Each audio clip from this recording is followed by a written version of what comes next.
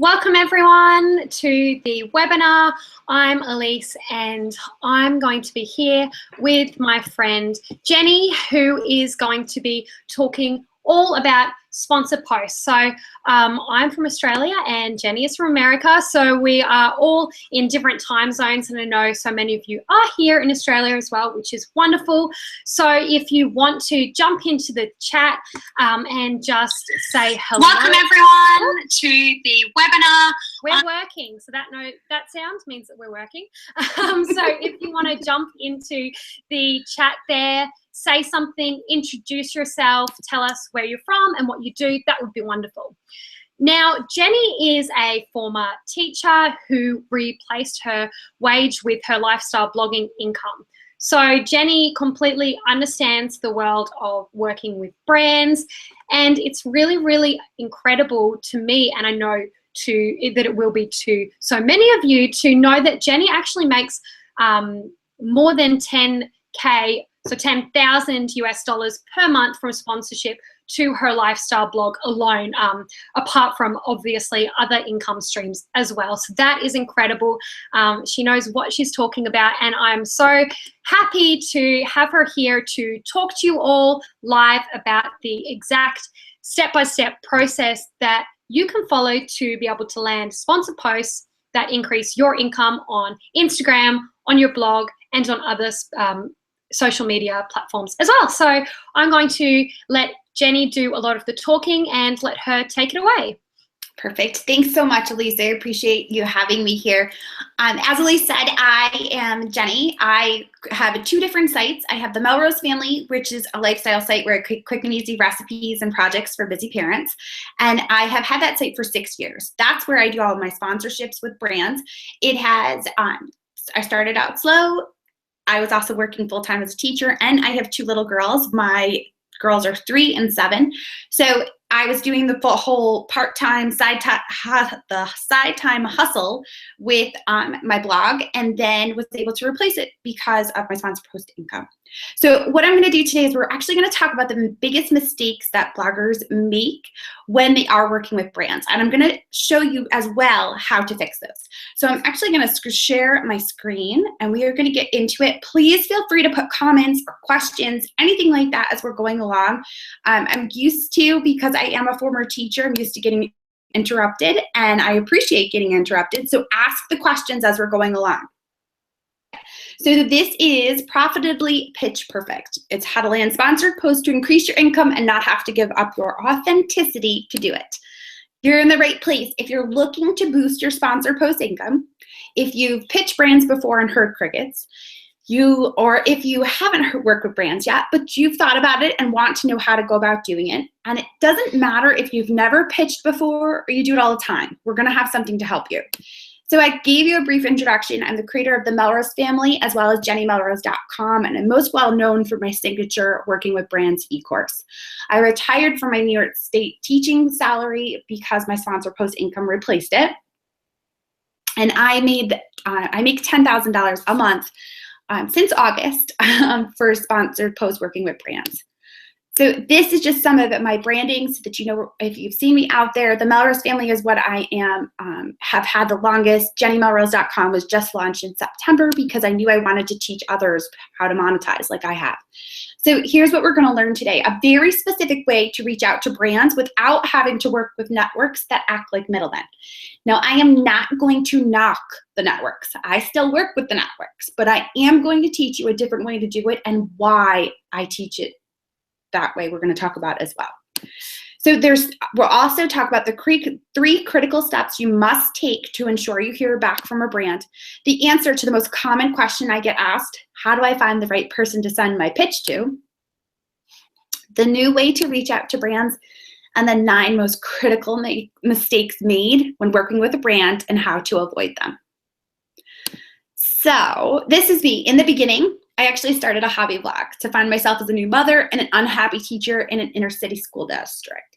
I taught in the inner city where I was in the elementary school, but I found that once my girls came along, I was missing out on things.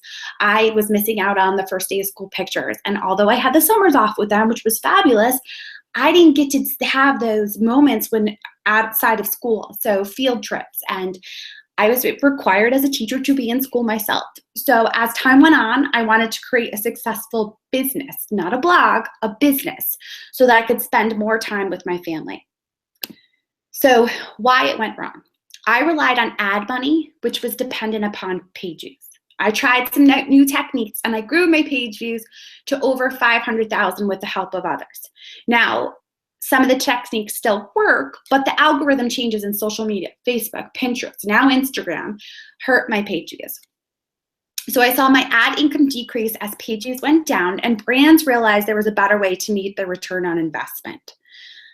The solution, I needed to reach out to brands myself to show them that their return on investment in me would be well above what they expected. I started standing out to brands amongst thousands of bloggers that were larger than I was, and I started making more than a full-time income, and I made $10,000.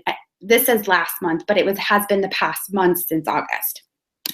So we are going to dive right into the 9 critical mistakes. And as I'm going along, you're going to see that I'm going to give you solutions to it. And we're going to answer all your questions. One thing I want to preface this with, though, is that you saw that I had page views over 500,000. That does not mean that you have to have 500,000 page views in order to work with brands. I no longer have 500,000 page views. I took a huge hit with the algorithms. So I just want you to keep that in mind. So if you're thinking, I only have 2,000 page views, how could I possibly think this is possible? I'm going to show you. Don't get discouraged, in other words. All right, the biggest mistake that is normally made with bloggers is their elevator pitch. They end up with a convoluted elevator pitch. So when I speak of an elevator pitch, I want you to think of if you were to get on the plane and you were to sit next to a stranger and they turned to you and they said, well, what do you do? You'd be able to answer them in one concise sentence that was very clear on what it was you did, who you served, and how you served them. So if I'm talking about the Melrose family, my elevator pitch is that I create quick and easy recipes and projects for busy parents. The what I do and who I do for it. One sentence. And you have to be able to state that in a clear, concise way. Another area in which the elevator pitch becomes an issue is when it's unrelated to the brand or what they're promoting. So I teach my students that when you reach out, you send an initial pitch to a brand. And in that initial pitch, you have to have an elevator pitch, and it needs to be related to the brand. You need to be able to have an idea of what the brand is looking for and how your influence has something to do with it. This is a huge one, is confidence. So a lot of people always say to me, well, my page views are too low. It's not about page views. That's not what the brands care about anymore. They are well aware that there are algorithm changes. They know that page views are not the end all be all.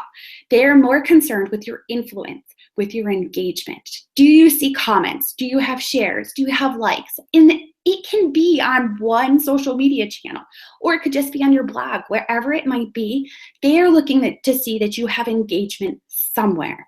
So even if you feel like I only have 2,000 page views, I only even have 1,000 page views, I'm not ready for this, or I'm not big enough, they're going to laugh at me. They're not going to laugh at you, because someone with less page views obviously would charge a little less than someone with more page views. So page views aren't the end all be all. Another area that people get worried about is that they feel their social media is too low. Again, this is all about engagement. They are not concerned with your numbers. If you have a highly engaged Instagram channel where there's constantly comments, they're going to look at that differently, because you have to keep in mind, think of Instagram. If I do food on my site and I create Rice Krispies, I work for Rice Krispies, and I create a skeleton Rice Krispie cake, which I've done, speaking from experience, for Halloween. I put it up on my Instagram channel. It's not necessarily going to get a lot of click-throughs. People are going to look at it and say, oh, there's a Rice Krispies box, there's a cake. I know how to make Rice Krispies. They don't need to come over to my site to get the recipe. They could Google Rice Krispies, how to make them, or most people even know how to make them without needing to look. It's that idea that they saw it on my Instagram feed. Now they're going to possibly make it. And the brands understand that there is influence that lies there because of it. Another area where people feel with their confidence is that they feel like they're too niche specific. So when I'm talking about this, like if you are very specific in what you make, and the example I always give is I have students that are vegan and gluten-free. So they obviously cannot use or work with a ton of brands, and they also don't have as large of an audience like someone like myself who is a lifestyle blogger and talks about food and talks about projects and does art and whatever else. But our audience is so targeted and perfect for a brand that falls into that niche as well. So that if there is a product that falls into being gluten-free, they're going to want to work with that specific type of blogger. So that's a terrible excuse. Okay. One of the biggest areas is that people don't know how to contact the brands correctly. They only work with the networks. Now, I kind of prefaced in the beginning with the idea that I'm not knocking the networks. I still work with the networks. And when you start, it's easy to work with the networks because they kind of set it up for you. They let you know that this is what's expected. These are how many posts, and they kind of give you guidelines of where to go. But when you work outside of the networks, you get to play to your strengths. You get to stand out instead of just being a number within a sea of bloggers. There are so many bloggers that are out there now, and especially in those networks. Another area is that they end up with the wrong email address. So in order to contact a brand, you want to be able to find the correct email address to the person on their team that works on blogger campaigns. And the way in which you would do this is you would actually go to their website, and up in the top menu bar, you'd be looking for something that said press releases or media. Once you found that and you clicked on a press release, you would see that they'd be talking about, giving a press release about what it is that their new product is or whatever it might else be. But down at the bottom, they're going to have the email address to the PR person. And that PR person is the one that will normally be working with bloggers. So you want to take that email address and put it into an email and send your initial pitch to. Now, if you can't get the email address off of the press releases or media, what you would want to do actually is I teach my students a way to actually take it to Twitter, to attract their attention on Twitter so that they can direct message them on Twitter so that they can get the right email address. So it's really important that you have that. Okay. The way that my process works is that I teach you send out an initial pitch. And one of the areas that people have an issue is they give all that in the kitchen sink in that initial pitch. They will literally reach out to a flour brand and say to the flour brand, I am going to use your flour to make my grandma's homemade apple pie that it's award-winning and it's won all these awards at these local fairs, and they'll go into this whole thing. Well, here's the problem with that. When you are that specific, it is so easy for the brand to say, yep, not interested, not even going to answer you back. They're going to move on to the next person. So when you're giving your initial pitch of what it is that how you might want to work with them, you want to stay really broad. So if it's a flour company, you might say, I'm going to make a spring dessert, or I'm looking to do something with a casserole that uses the flour, whatever it might be. You want to make sure that you're staying broad enough that they want more information from you. And you also want to make sure that your initial pitch is focused on the brand. So in other words, if I was going to reach out to Bird's Eye, which in the United States does frozen vegetables, I would make sure that my pitch makes sense for that brand. So this is where I'm going to show my influence of, I'm a mom of 2 picky eaters, and I know the importance of getting in vegetables and not having a lot of time to do it. So your brand is the perfect brand to allow me to do that.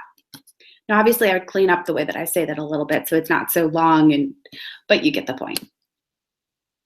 Another area, so in my process of what I teach my students, I tell them, you create this initial pitch, and in the initial pitch, you're going to ask them if you can then send your media kit and a proposal. So your proposal is the second piece. And one of the reasons that people have such a problem with this is because it's not professionally represented. And what I mean by that is a proposal should be a separate PDF. It should not be an email. Your proposal should be a separate PDF that's going to give them, again, still a general idea so that you can kind of work in the specifics as you go, but a general idea of how you're going to use their product. And then it would give them the tactics in which you're going to do, in other words, of what you're going to do for them. So you're going to do 1 post on Pinterest, 2 on Facebook. You're going to do an Insta story and whatever else you might do, okay? So you have to make sure that though it's a separate PDF. You don't want to just send an email. Now, one of the biggest areas that I have seen my students suffer in, I would say, is underpricing. I have had students that have come to me and said, I was undercharging by 3 to 4 times the amount of what I should be charging. So what I tell people is actually check out the site, socialbluebook.com, and it's socialbluebook.com, all one word.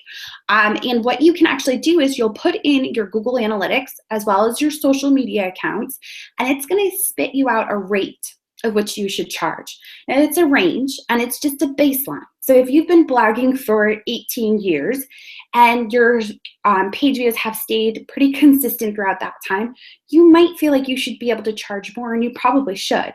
And it's the same thing if you are a newer blogger. If you have, I think they might have just sent out an email to me yesterday stating that they're now priced for Instagram, but a while back they didn't post for Instagram. And I don't think they take into account Pinterest, which is crazy to me because Pinterest drives the majority of people's traffic, mine in particular. It's more than 75% of my traffic. So again, it's just a range of what you should charge.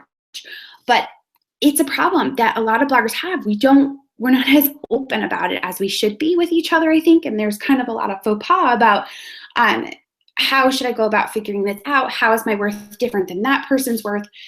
So Social Blue Book is a great place to get a basis. And another area is not playing to their strengths. So when you work with a network, the network will tell you, this is the campaign, these are the specifics that you have to have within your post. And then they're going to tell you, you have to do 1 tweet, 1 pin, 1 Facebook post, and 1 Instagram post. Well, when you actually set up your proposal and you send it to the brand, you can pitch to your strengths. So for me in particular, my Instagram channel, the only thing that's popular there is food. If I put anything else up, crafts, projects, anything, I lose followers. The followers that I have on Instagram, I have attracted a lot of foodies. So because of that, if I'm working with a brand that is not a food brand, I'm not pitching it's Instagram. It's just not something that I will pitch. But what I will pitch is I'll pitch Snapchat because I was an early adopter. It's something I'm very comfortable with, and it can kind of take the place of Instagram or Insta stories. And I also feel that it's important that you play to your strengths in an out-of-the-box kind of idea. And we'll talk a little bit more about that as we go along.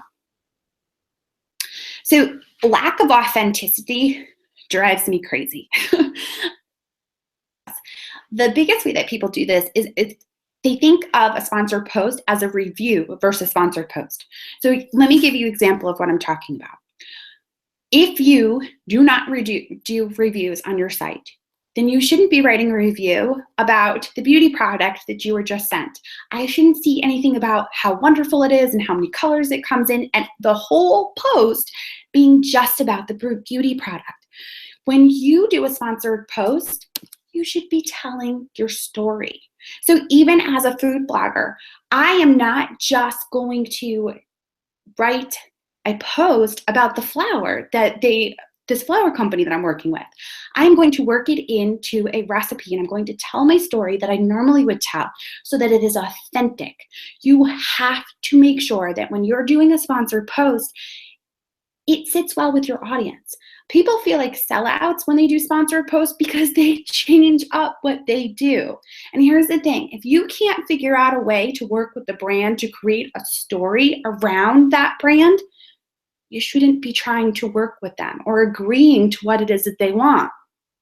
And there is nothing wrong with telling a brand, listen, I'm a beauty blogger, I don't write about vacuums, because I just saw someone in a Facebook group before we got onto the webinar who was asking what they should say. They're a beauty blogger, and a mattress company approached them about doing a sponsored post, and they didn't know what to say to them. And I'm like, just telling you that's not your content. It just wouldn't make sense for what it is that you do. So you always want to stay authentic.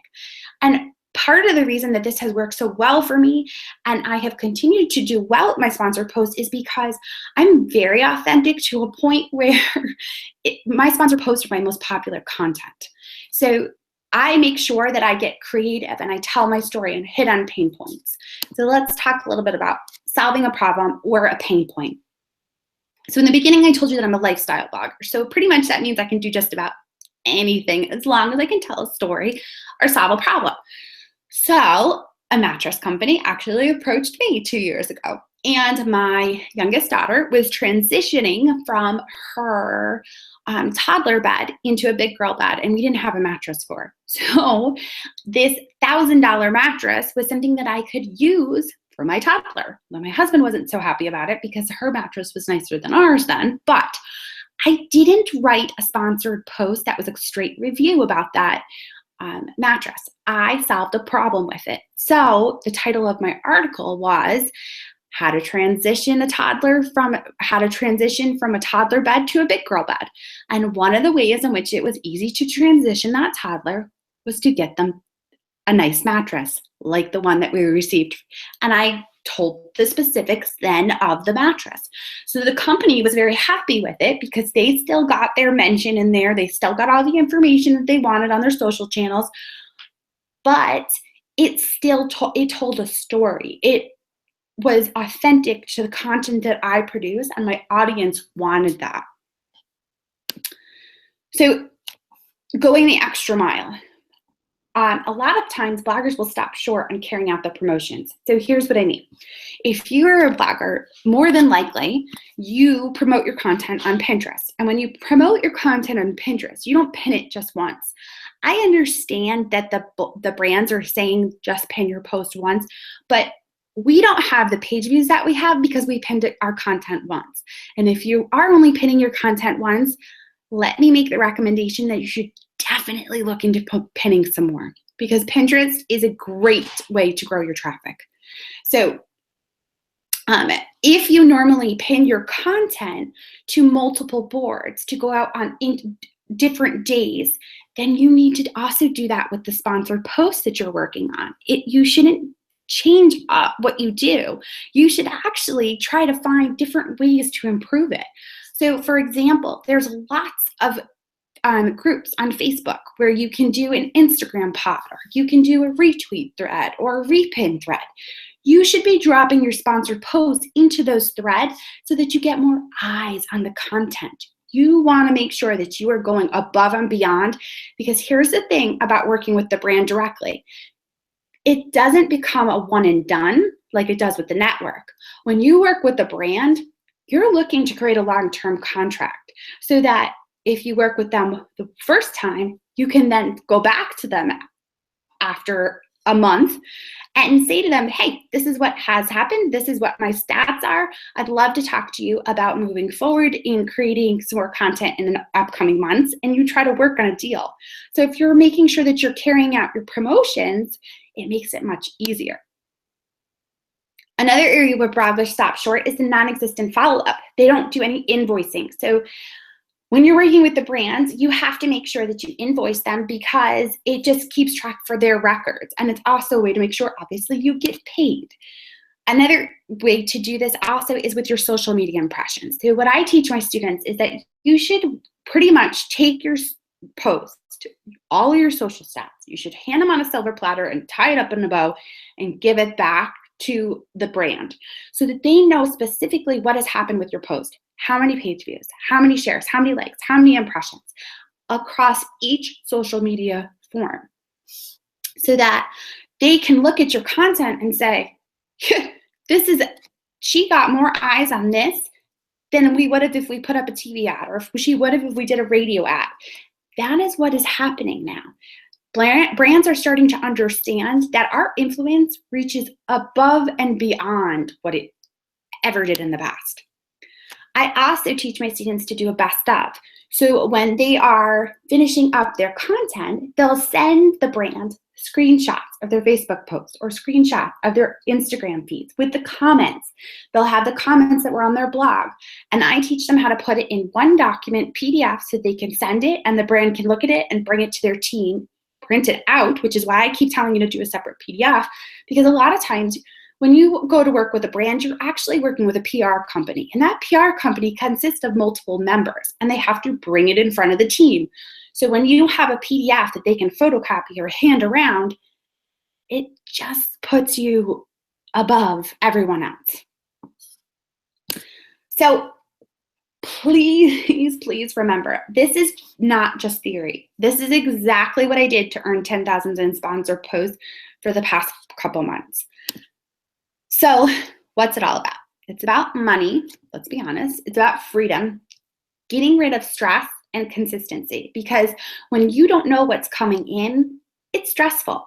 And if you can have a calendar that's filled in advance because you're creating these long-term contracts, it creates a consistency and it gets rid of that stress. So I'm not sure why you showed up today. If it was because you find yourself stressing over whether or not you have enough sponsored work coming in, or if it was because you're tired of waiting to be picked out from within a network of bloggers, or if you just want to see an increase in your income. I hope you really get this one thing. Going on my journey and discovering with much trial and error that working with brands on sponsored content was how I needed to make a full-time income change the way that I do things. It is something that you can do. It's a process. You can, though, in a very short period of time, be in the same situation. So the obvious question is, how do I apply all this? Well, you have a choice. You can do it slow, using trial and error and some of what I've taught you today, or you can do it quickly using my full 6-step process. So my Working with Brands e-course is designed to give you the entire process, every little thing you need in order to work with brands and keep them coming back to you for more. I am a teacher. I am a teacher at heart. I was a former teacher. I still am a teacher. And I am this is what you do. I give it to you that way. I give you my emails. I give you my proposals, everything that you could possibly need to make sure that this goes the fastest way to actually get from minimal work to doubling your work in 90 days. It can help you do this. So this is what mine looked like when I started reaching out to brands. This was May. This happened in June, July, and now August. This was August over the summer, and it has continued along that way. But I wanted you to see that it took a little bit. It took about 3 months for it to start to pick up. And then once it got to that point of where I was consistently reaching out to them and creating these long-term contracts afterwards, it stayed that way. So what exactly is my process? It's 7 video modules. Each module consists of 2 to 5 videos. There's 14 PDFs, multiple ready-to-use spreadsheets, a private Facebook group, plus bonuses. Nothing is left out. Module 1 and 2 are all about beginning to feel comfortable with the idea of pitching brands so that you don't have fear holding you back. Creating an elevator pitch that is specific to each brand so that they can see your value. And understanding the difference between a review and a sponsored post so that you don't annoy your audience. Now again, I give you my initial pitch so that you have something where you can literally plug in your information for mine. Module 3 is all about pitching the brand so that you receive a reply back so that you can knock their socks off with your proposal. Module 4 is about perfect proposals. Understanding the key elements of a media kit so that it represents you in a professional manner. Creating proposals with specific elements in place so that the brand sees where their money is going. Using an out-of-the-box bonus in order to increase your value to the brand. And understanding pricing so that you never undervalue your work again. Module 5 is about creating sponsored posts that wow brands and have them coming back to you because of your work. Understanding the essential elements necessary for a sponsored post. Creating authentic sponsored posts that become your most popular posts, and then how to skyrocket your impressions with social media and mastermind groups. Part of what I also do, obviously, is I know how to increase page views, and I teach you how to do that as well. Module 6 is all about the follow-up, creating an invoicing and tracking system so that you stay organized and get paid on time, reporting back to the brands with a culmination document that reminds the brand what they want, why they want to continue to work with you. So how much will this cost me? This cost me thousands of dollars and hours because I toiled through learning these specific steps. It took me years to kind of compile this process of trial and error of how it's going to work best for everyone else. One student that I had actually made the cost of the course back after 1 week of applying these skills and landing sponsored content. This is actually a relaunch because I launched this product first in October. I had over 100 students. We had a great amount of success. And we have since added a little bit of an addition to the course. So I have my signature Working with Brands e-course, which is $397 or 5 payments of $99.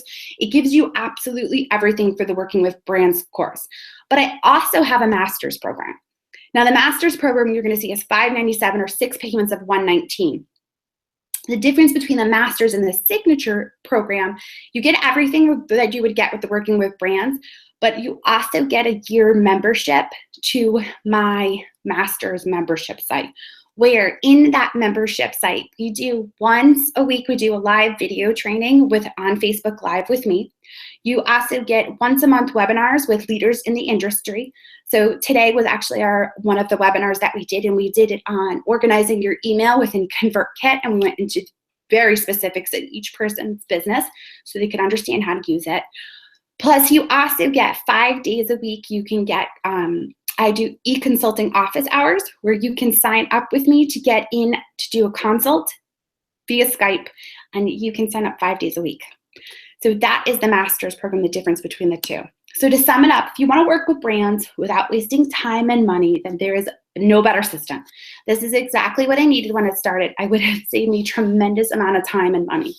You get all the modules in video format with supporting PDFs and spreadsheets. And because it is on Teachable, you can actually listen to it like a podcast. You don't have to be in front of your computer and watching it that way. You can listen on your phone while you're cleaning the dishes or vacuuming. Plus, you'll have my support throughout the process through our private Facebook group. And you know that you can start for $397 or 5 payments of $99, or if you choose to do the master's program, you can do 6 payments of $119. And we also have a full 30-day money-back guarantee. So what I am offering as well to you guys that are here live, Elise and I are going to continue to talk. If you notice on the video, there is actually a link to my sales page. If you purchase before the webinar is over, I'm going to add in a 60-minute one-on-one consultation with me. So if on top of everything else, whichever program you decide to do. So if you end up going over to purchase right now, before we get off live, you will get a 60-minute one-on-one consultation as well. And if you're seeing the replay, which is very possible, the link is still there on the video, but if you check your email, I'm also going to give you a bonus. It's just not as good. I'm sorry. I know the ones that were here live are getting the best deal here. But so right now you can click on that link. If there are any questions, I would love, love, love, love to hear them. I'm going to come back. Oh boy. There we go. Okay, I'm back. So that if there are any questions, you guys can ask them and get them answered. Elise, did you? Yeah. Go ahead. Yeah, look, if we have any questions, please let us know in that chat section and we'll answer those. But I have a question for you, Jenny. I actually just wanted to ask you, and I know some people might really be wondering, what does the Facebook group look like inside the course? So when people are doing the course, like how much support do they get, or what sort of access do they get to you, and how often in that Facebook group? So there's the Facebook group that actually comes with the course, the Working with Brands course. So some of my students think I'm a total nut job because I can't handle having notifications on my Facebook page and not getting them answered. So normally if you tag me on a post, I'm within there probably within an hour. Most of the time it's about 5 minutes. I just don't want to set that precedent right now. But I'm normally in there really, really quick because I don't like having Facebook notifications and things going to the end of the day. So, and there are over 100 students already that have gone through the course.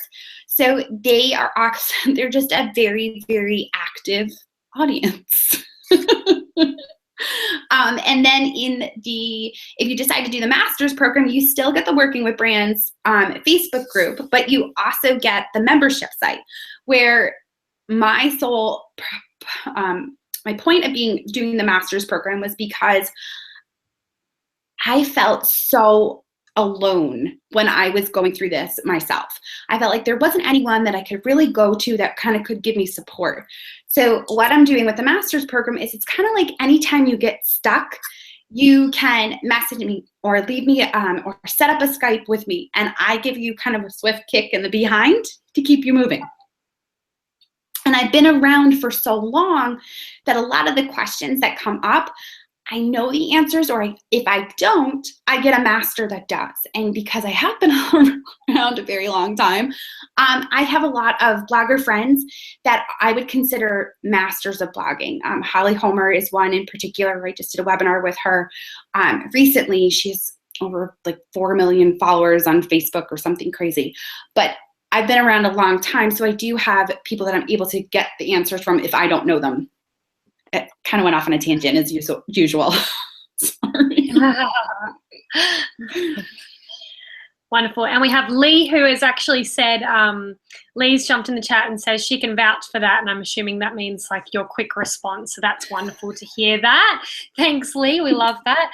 But I also wanted to ask you a question. Anyone who has questions, please just pop them in there and Jenny and I'll answer them. But another thing that I was thinking of, what about for people who are just getting started? So people who've just created blogs or who may be in the process of creating a blog and is really wanting to get into this space, but they're a little bit hesitant and going, oh, how can I make money if I'm just getting started, or I'm, essentially just getting started? Yes. So one of the things that I didn't mention that I need to change my presentation on there is that I also have a little e-course. So I call it a little one. It's because it's not as big as the Working with Brands, but it's on Pinterest. So boosting your traffic through Pinterest because, excuse me, sorry. I see about 75% or more of my traffic, from Pinterest. So there is a smaller e-course that is added onto that as a bonus. It's called Traffic Booster, and it's all about Pinterest. But I do feel that even when you're a smaller blogger, you can still work with the brands. It may not be for a large price as of yet, or it might just be for the experience right now too. One of the questions I get asked often are about whether or not it's okay to work for free product.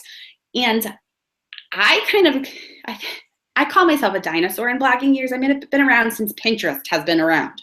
So for me, I feel that if you want a product and you really want to do it for free and that product is worth it for you, then do it. No one else should be judging you. And when you do work with a company, it sets it up so that their other brands can see that you've worked with one particular brand, and then you can continue that relationship, because if you do a really good job when you're smaller, and then as you get larger, it's just that much easier to say, hey, remember when I was really small and I did, had this great post for you and got all of this reach?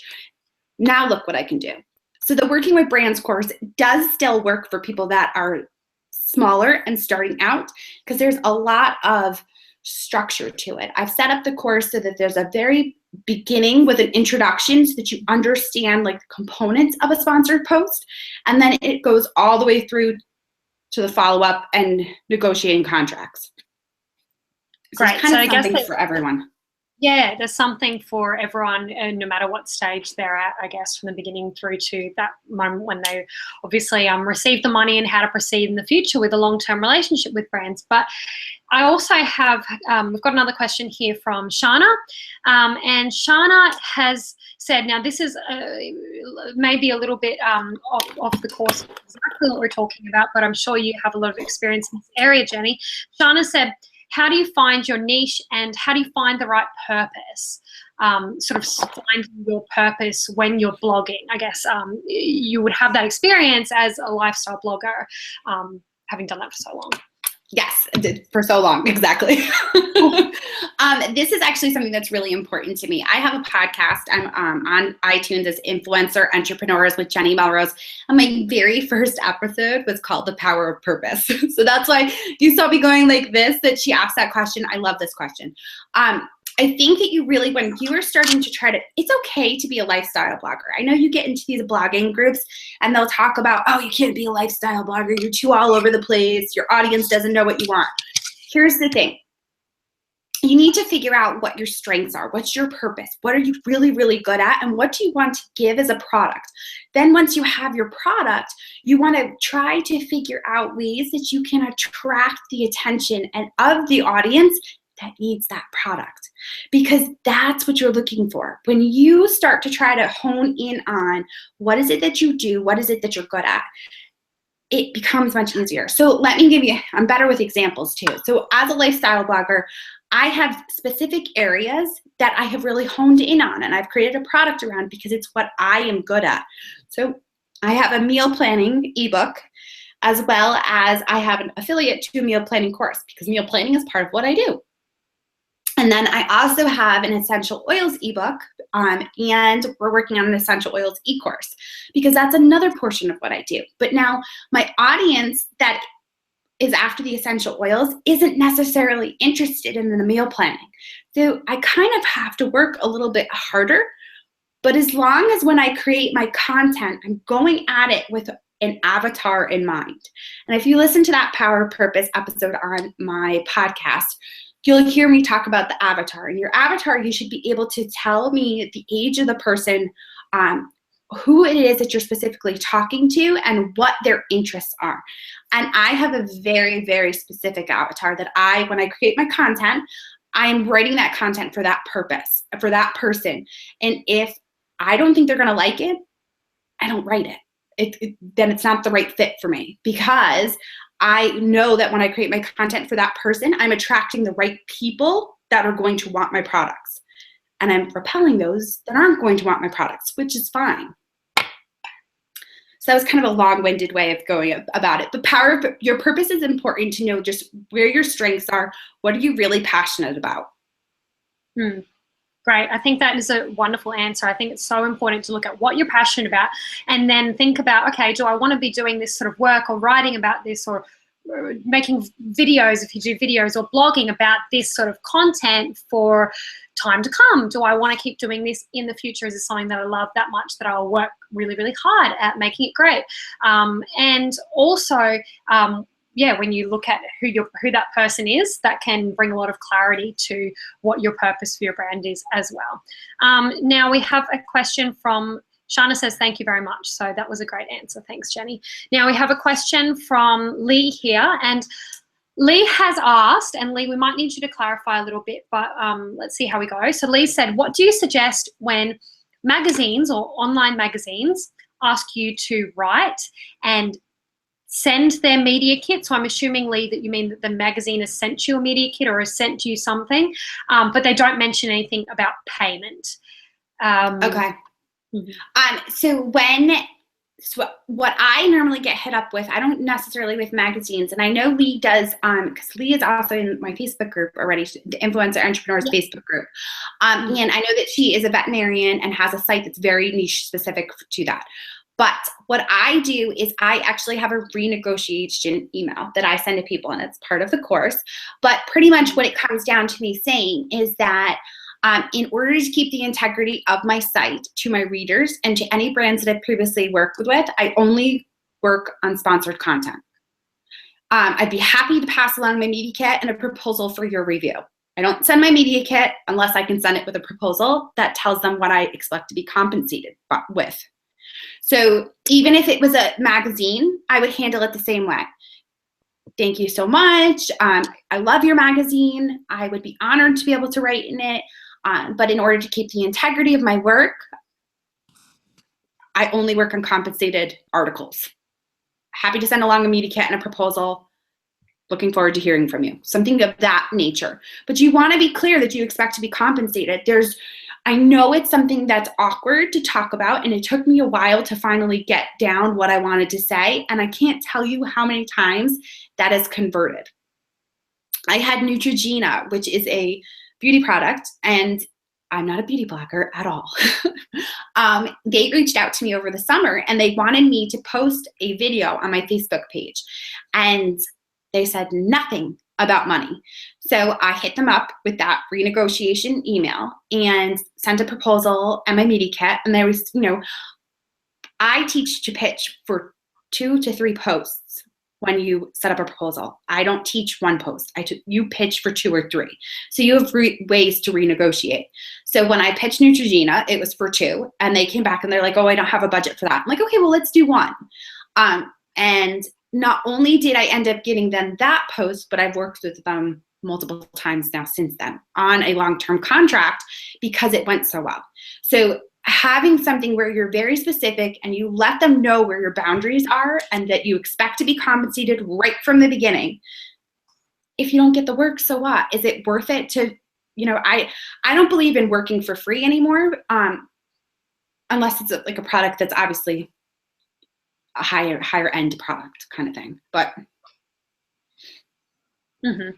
Sure. And where is that? I've just asked everyone if there's any more questions, but otherwise I guess we will wrap this up shortly. But where is that line, Jenny? I mean, have you had an instance where you've just accepted the product because that line of that product is so great, or it's something that you would need or really want anyway? I mean, where do people establish that line? Yes. So for me, when I'm reaching out to brands, my line is travel. If you would like to pay for me to come visit your 5-star resort, sure, I'll do whatever you want for free. I'm getting a trip out of it.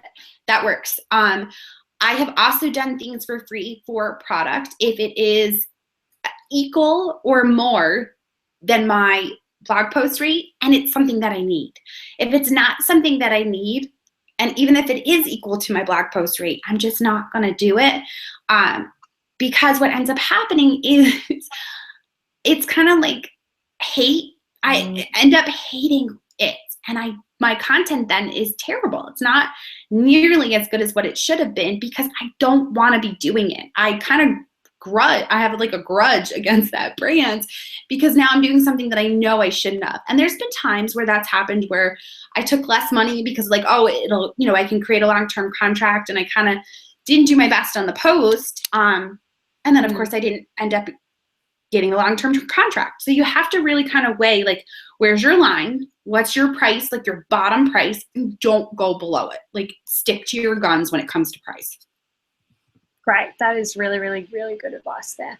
And now Lee has also asked, and I think this is in reference to the previous question.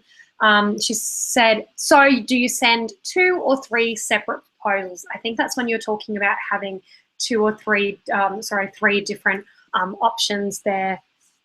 Yes. So no, I send one proposal, and that proposal consists of a price for multiple posts. Yeah. So it's just one. And what I do in the course is, because I am a lifestyle blogger, I have a proposal in there for food. I have a proposal in there for travel. I have a proposal in there for like projects, a home DIY decor kind of stuff. So, and I literally just give you my proposals. And I always have to tell this story because it's funny to me now. But when I was creating this course over the summer and working on this, and I was explaining to my mom, who tries her best to understand what it is that we do. She's 60, so of course it's very, odd to her. And I told her that I was going to be giving everyone my emails, my proposals, like everything that I did. And she kind of looked at me and was like, why would you do that? You're not going to get any work. They're going to be able to do what it is that you do. And I kind of giggled, and I said to her, I was like, but Mom, each blogger is very unique. They have their own voice. They have their own audience. So I can give what I do and not be concerned about it. And it's the same thing in the master's program. Like, we talked about ConvertKit today, but what I didn't tell you was we had my ConvertKit open. Like, I don't hide things. I show you how many subscribers I have. I show you what I have going on. I'm very open about that kind of stuff because I feel like a lot of bloggers try to hide that, and they don't want to be totally honest. And they'll say, oh, I made all this money and I did all this, but they're not telling you I made all this money, but I spent $20,000 in Facebook ads. I'm like an open book. I just can't. I'm not good at lying. Bending the corners. So I think I answered a question, but did I skirt around it? Because it's sorry. Oh, no, that's all right. That's good. And I like that you said you're really open. And I think most people appreciate, or everyone appreciates that.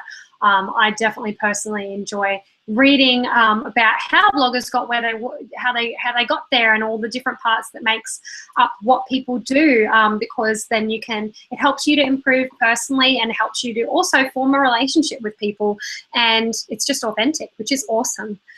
Which we should all be authentic. All right, now there is another question from Shana, who says, is it okay for your brand to be specific to just one or only a couple of social media networks, example, blog and Instagram, or is it best to be across all social media networks? I would recommend grabbing all of the handles for the social media networks, and I would then focus on one or two to kind of really push and pay attention to. Have the other ones, but really get involved in one or two of them. Don't get overwhelmed, because I know in the beginning you're going to be getting hit with so much information and so many ways to go. And when you are trying to choose which ones to work on, choose the ones that you enjoy.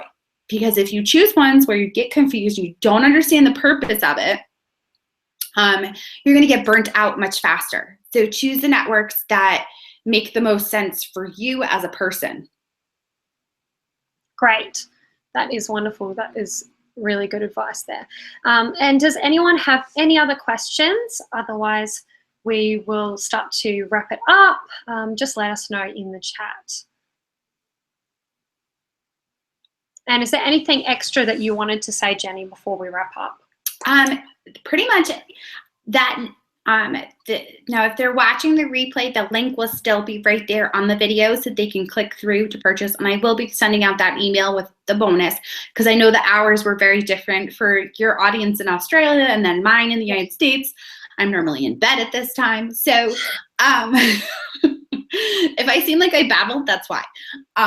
But yes, but I just want to thank you, Elise, for sharing the information and letting me get in front of your audience. I truly, truly appreciate it. My pleasure. It's been so wonderful having you share all of your wealth of knowledge with us all, and we all really appreciate that. I say that on behalf of everyone who's live and the people who watch this back later. So thank you very much. We don't have any other questions, so thanks for your time, Jenny, and everyone should check out the course, because it is really good, wonderful, wonderful, valuable information, and get involved with Jenny's general Facebook group, the Influencer Entrepreneurs, because there is invaluable information and wonderful people to connect with. So thank you, Jenny. Thank you, Elise. Bye, guys.